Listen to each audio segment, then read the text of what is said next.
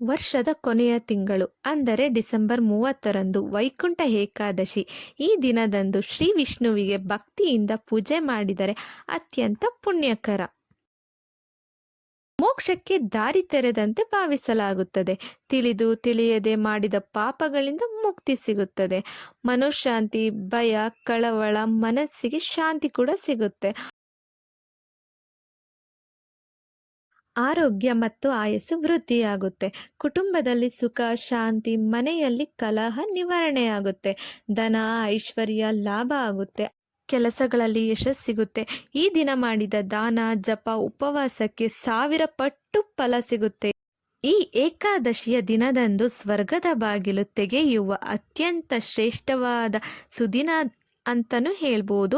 ಈ ಏಕಾದಶಿಗೆ ಮುಕ್ಕೋಟಿ ಏಕಾದಶಿ ಅಂತಲೂ ಸಹ ಕರೆಯುತ್ತಾರೆ. ಈ ಏಕಾದಶಿಯನ್ನು ಆಚರಿಸಿದರೆ 24 ಏಕಾದಶಿಯನ್ನು ಆಚರಣೆ ಮಾಡಿದಷ್ಟು ಪುಣ್ಯ ಫಲ ಸಿಗುತ್ತದೆ.